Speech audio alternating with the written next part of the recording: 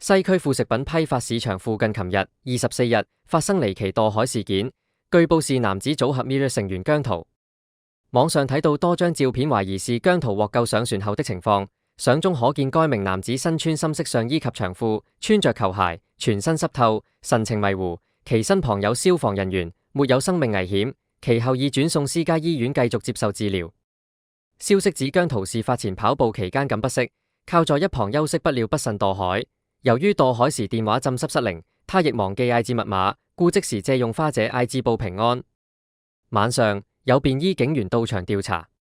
記者晚上返去現場，釣魚客的李先生接受香港01訪問時表示，當時他啱啱去到岸邊，起初以為外籍人士見到有魚，遂問對方 fish， 不料對方回應 no no no man， 後尾知道有人墮海，於是立刻取岸邊水泡往水裏扔擲，再拉着水泡的繩索，打算慢慢掹佢。事主過去至岸邊樓梯協助上岸。李形容當時姜濤反應好驚，攬住側邊啲柱等，其他幫忙救人的釣魚客紛紛安撫他，冷靜講：你攬實個水泡就得㗎啦。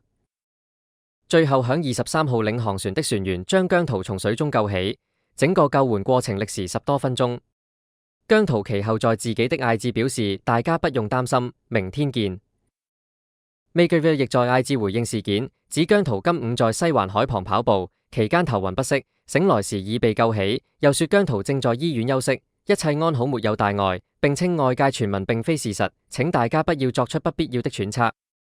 姜濤經理人花姐今晚在 IG 發限時動態回應事件，只是自己不小心發生了小意外，我沒事，請大家放心，希望不要有任何揣測，真的很抱歉，令大家擔心了。新聞報道完畢，如果對以上新聞有興趣，請訂閱並推薦一下啦。鳴謝圖文資訊源自各大媒體。